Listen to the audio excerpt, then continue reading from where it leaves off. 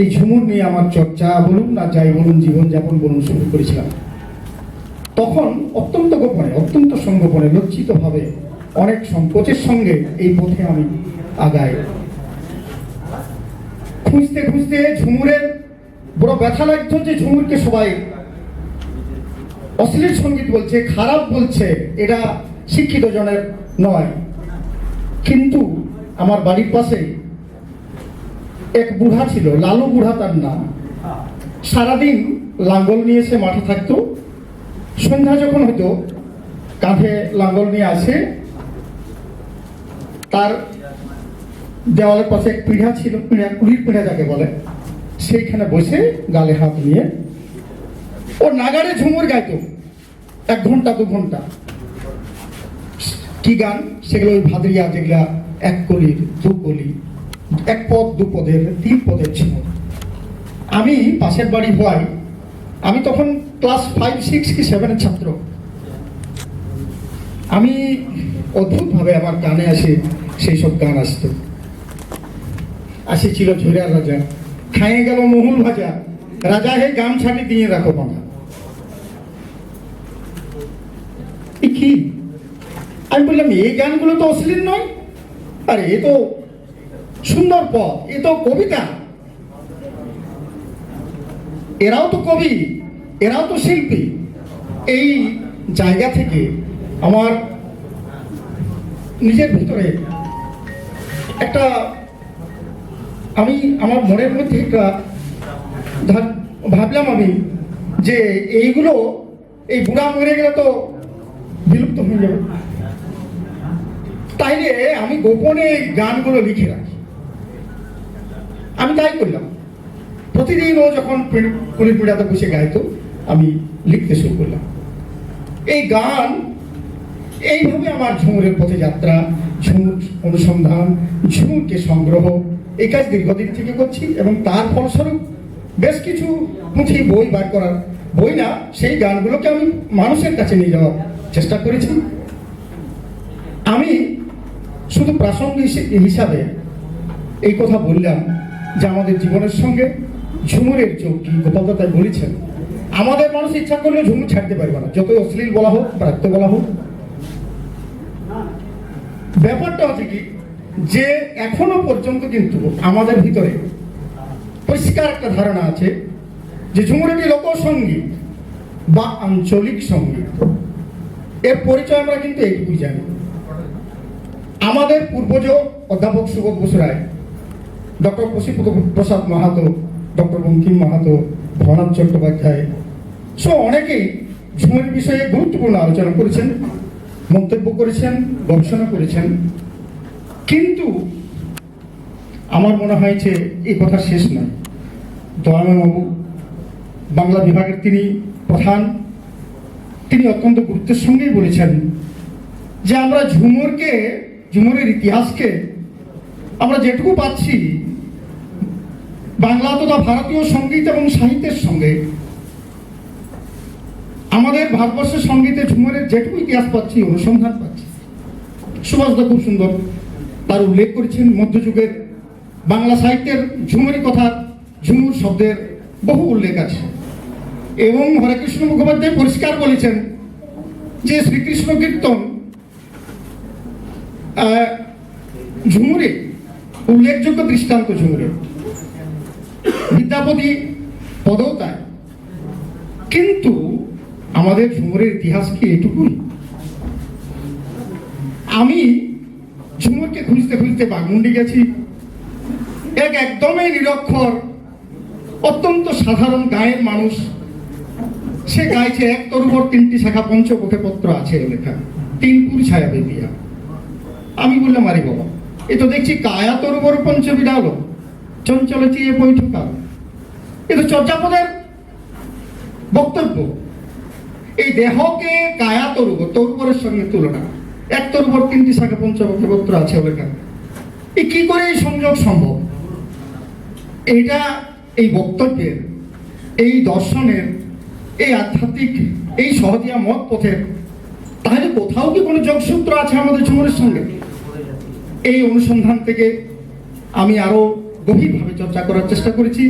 তার ফলশ্রুতি স্বরূপ আমার ঝুমুর ও চর্যাপদ বলে একটি বিশেষ গ্রন্থ, যেখানে আমি দেখানোর চেষ্টা করেছি চর্যাপদের বহু রাগ উল্লেখ আছে। আপনারা সবাই জানেন গবুড়া বা গৌড়া, আমাদের ঝুমুরে এখনো আছে গাঢ়োয়া।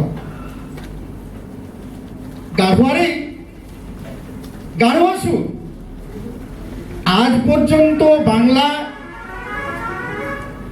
সাহিত্য, সঙ্গীত, ভাষা চর্চা বা চর্যাপদ সম্বন্ধে যেটুকু গবেষণা হয়েছে দেশে বিদেশে, চর্যাপদের সুর, তার তাল, বাদ্য সম্বন্ধে কেউ কোনো উচ্চবাচ্য করতে পারে না, একদম না।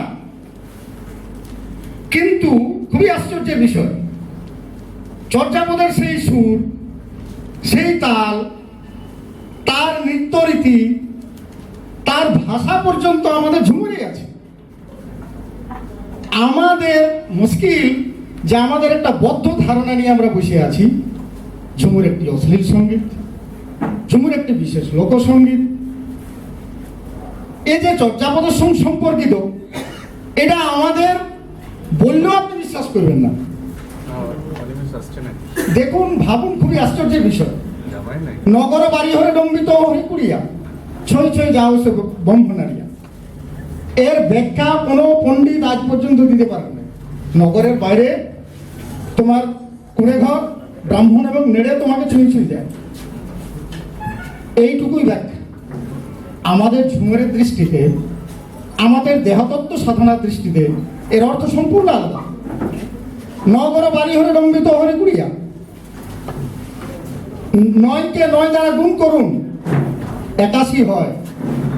বাড়ি হরণ করুন 12ই, মানে 12 হরণ করুন, তার থেকে তো হরি কুড়িয়া, সেখান থেকে 20 আবার হরণ করুন, বিয়োগ করুন, তাই কি হয় 49। এই 49 বলছেন ছুঁই ছুঁই যাও সো ব্রহ্মনারীরা। আমাদের ব্রহ্মনারীকে, আমাদের দেহে 49 পবন প্রবাহিত আছে, তা আমাদের ব্রহ্মনারীকে ছুঁই ছুঁই যায়। এই ব্যাখ্যা আমি এশিয়াটিক সোসাইটিতে যখন করলাম, প্রায় 200-250, আপনি ছিলেন কিনা বলতে দয়াবাবু ছিলেন না, আপনাদের ইউনিভার্সিটি থেকে একজন প্রতিনিধি গেছিলেন, সমস্ত প্রতিনিধি উঠে দাঁড়ালেন যে আপনি কি বলছেন। আমি বললাম হ্যাঁ, ঝুমুরের দৃষ্টিতে যেটা বিচার সেটা এইটা। এক বাক্য সবাই স্বীকার করে নিল। আমি বললাম নগর বাড়ি হলে ডম্বই গাওয়া যায়, যে সুর তার বাদ্য সম্বন্ধে সারা বাংলায়, সারা বিশ্বে আজ কোনো চর্চা হয়নি, চর্চা করার ক্ষমতাই নেই তাদের। মানে কি ক্ষমতা নেই, মানে কি সেই ট্রেডিশন, সেই ধারাটি আমাদের ঝুমুরে আছে। আমার গোবিন্দ গায়ে নিতে পারে সেটা কিরকম, আমাদের গাঢ়ারে গেছে, গোবিন্দ আছে বোধহয় এইখানে। গাঢ়া সুর, র্যাগ বলি আমরা, ঝুমুরে তাকে র্যাগ বলে। ননগর বাড়ি হরে ডম্বিত হরি কুড়িয়া, ছই ছই যাও এসো ব্রহ্মনারিয়া। এই হলো তার সুর, যদি গাঢ়া সুর। ব্যাপারটা আছে যে চর্যাপদ নয়, সুভাষদা বলেছেন, তারও পূর্বে কালিদাসের বিক্রমবর্ষীয় যে নাটক, সেখানে জম্ভালিকা গানের উল্লেখ আছে। জম্ভালিকা, ডক্টর সুকুমার সেন সহ বাংলার পণ্ডিতগণ সেই জম্ভালিকাকে বলছেন ঝুমুরের পূর্বরূপ। এবং তারও পূর্বে, মানে খ্রিস্ট পূর্বও বলা যায়, এইসব মানে গানের প্রচলন ছিল। জম্ভালিকা, ঝম্বরা আদি বিভিন্ন প্রবন্ধ গীত যেটাকে বলা হতো। আমার গবেষণা, আমি চেষ্টা করেছি এইটুকুই কি ঝুমুরের পরিচয় বা ইতিহাস। ভাবে দেখুন, ঝুমুর পরিবেশন করতে আপনারা মাদল দেখলেন, মাদল শুনলেন। ঝুমুরের ইতিহাস যত প্রাচীন হবে, আমি নিশ্চিত মাদলের ইতিহাস তত প্রাচীন হবে। বিমল যে বাঁশি বাজালো, সে বাঁশির ইতিহাসও ততই প্রাচীন হবে। আমার সারা অঙ্গের একটা অঙ্গের তো ইতিহাস হতে পারে না।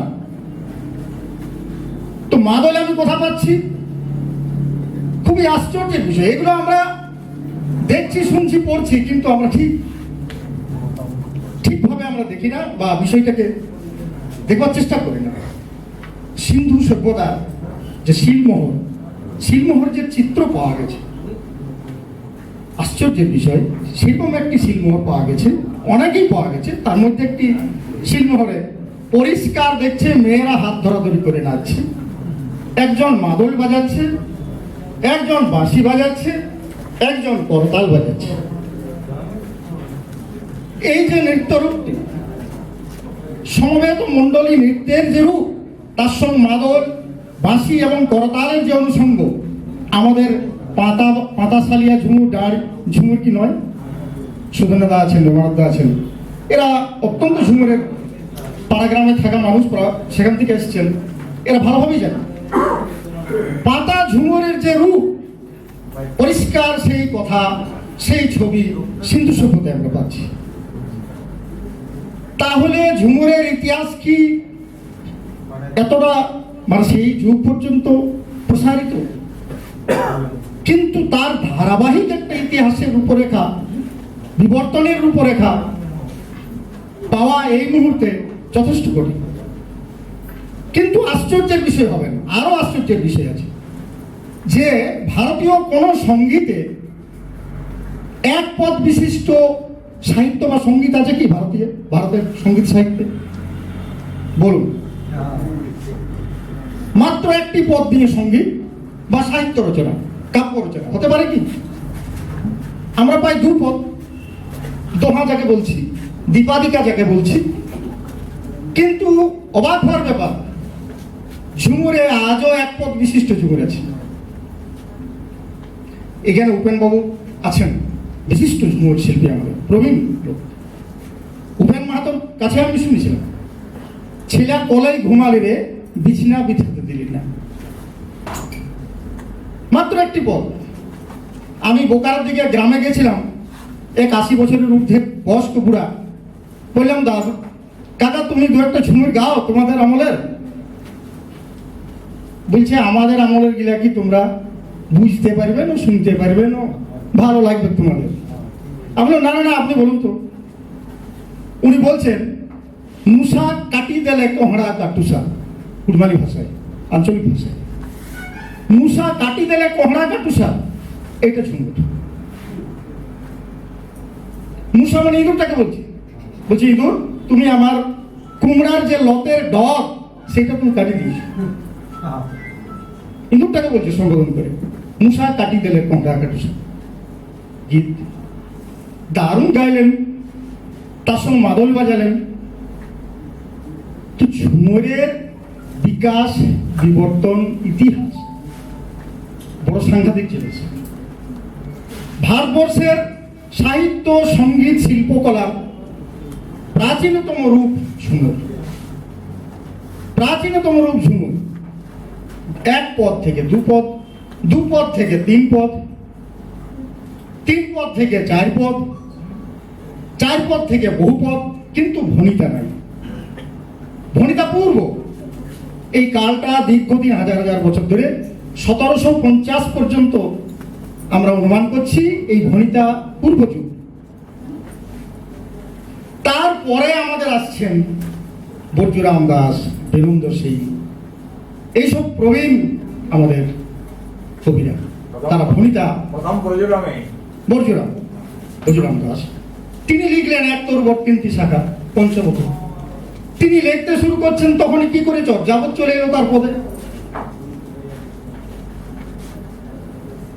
এক আশ্চর্য বিষয়, সহজিয়া ঝুমুর মানে আমরা অন্ধের হস্তি দর্শন চলছে। কেউ সুরের মতন দেখছি, কেউ খামের মতন দেখছি ঝুমুরকে। তাই কেউ বলতে পারি শ্রমসঙ্গীত, কেউ বলছে প্রেমসঙ্গীত, কেউ বলছে অশ্লীল সঙ্গীত, নানা বলা যায়। কিন্তু বিষয়টি তা নয়। এই সহজিয়া ধর্ম, দেহতত্ত্ববাদ যে ধর্ম, এটা শিখ থেকে আগত। এই সহজিয়া মত পথের যারা অনুগামী, তারা এই অঞ্চলে এখনো ছড়াই আছে। তারাকে সাধু বলি, আমরা বোকড়া বলি, বলা হয় কিনা? এই সাধুরাকে আমরা কিন্তু গুরুত্ব দিই না। আমি এরা এক ভ্রষ্ট, ভাঁড় বলি কখনো, ভণ্ড বলা হয়, কিন্তু এই শব্দগুলার তাৎপর্য আমরা কিন্তু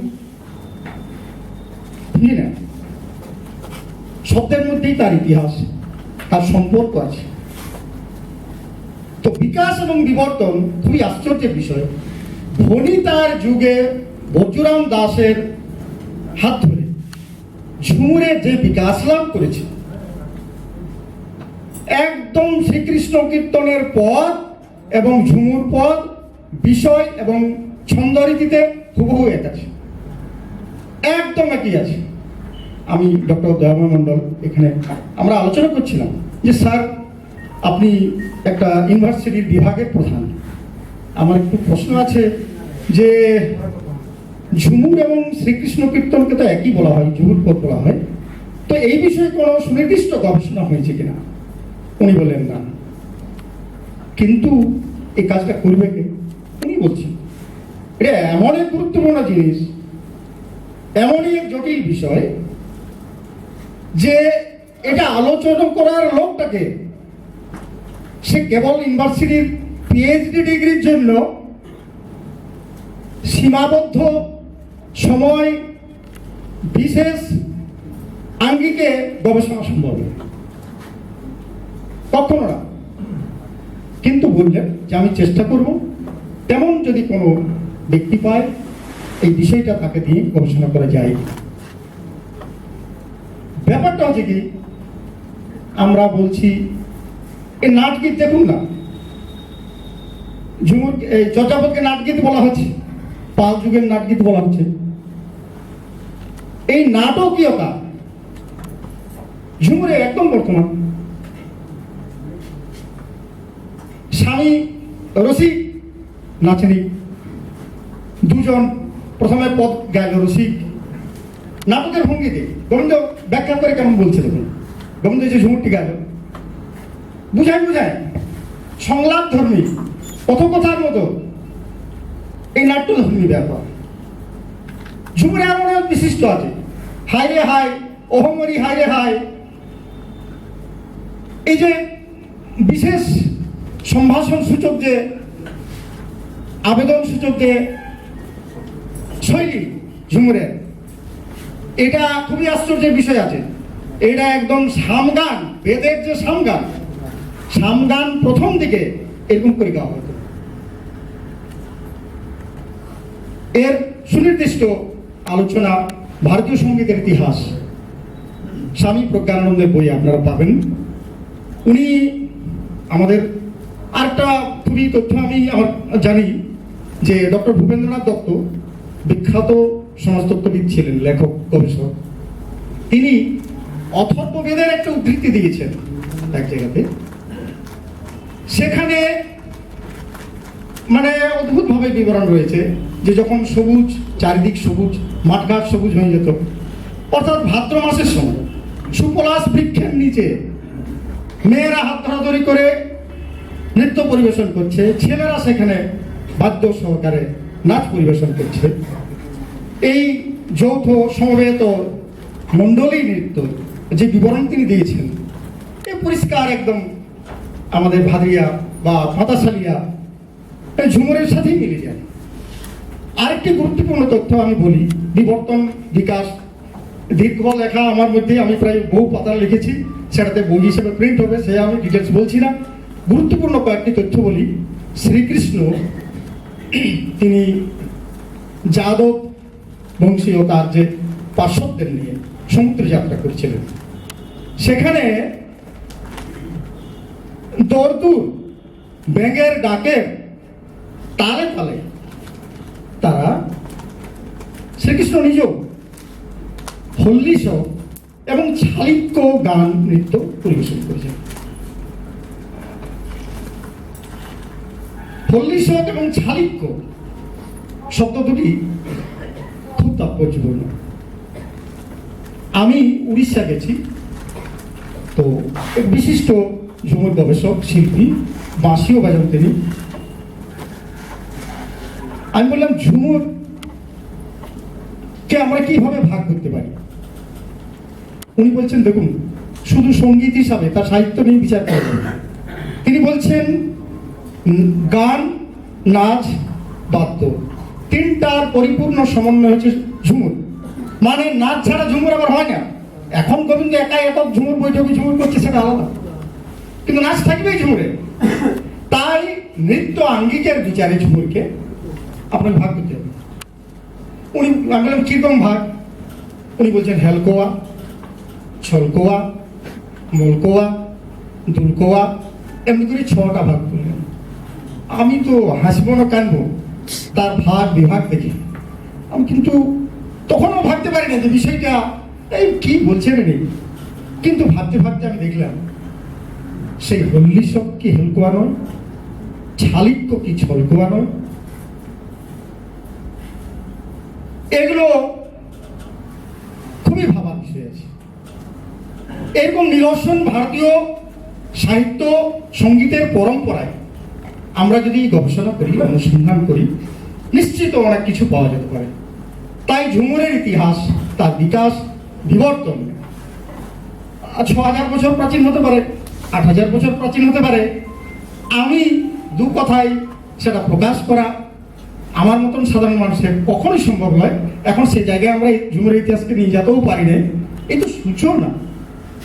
তবে আমার একটা শেষ দাবি থাকছে স্যারের কাছে, আমি বলেওছি স্যারকে, ঝুমুর রামকৃষ্ণ গাঙ্গুলি, দুর্যোধন দাস, দীনা তাঁতি, জগৎ কবিরাজ, শ্রীধর কাটিয়ার, আমাদের ভবপ্রীতা, চামু, উদয়, অখু সহ কত কবি আছেন আমরা এখনো বলতে পারবো না।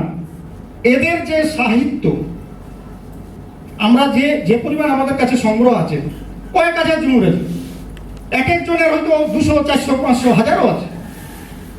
এত বড় যে সাহিত্যের ভান্ডার, এটা বাংলা সাহিত্যের কি সম্পদ নয়? কুরমালি সাহিত্যের কি সম্পদ নয়? বাংলা সাহিত্য কেন এটাকে তার সাহিত্যের ইতিহাসে স্থান দিবে না?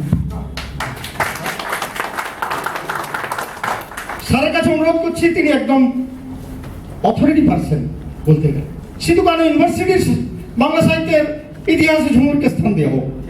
এটা আঞ্চলিক সাহিত্য পাঠ, এটা কোনো বিষয়ই নয়। ঝুমুর এত বড় একটা জিনিস। বাংলা সঙ্গীত আর সাহিত্যের ভিত্তি হচ্ছে ঝুমুর। কীর্তন থেকে যে কোনো সঙ্গীত, বাউল ঝুমুরের কাছে নেই, এটা একদম প্রমাণিত করে দেওয়া যাবে। সুতরাং স্যারের কাছে আমাদের অনুরোধ, তিনি শুধু ডিপ্লোমা কোর্স নয়, পিজি কোর্সে, স্নাতক স্তরে বা সাহিত্য সঙ্গীতের সমস্ত ক্ষেত্রে ঝুমুরকে যথাযোগ্য সম্মান দিতে হবে। শুধু এখানে নয়, বাংলার সমস্ত ইউনিভার্সিটিতে, ঝাড়খণ্ডের সমস্ত ইউনিভার্সিটিতে এটা অবিলম্বে খুলতে হবে।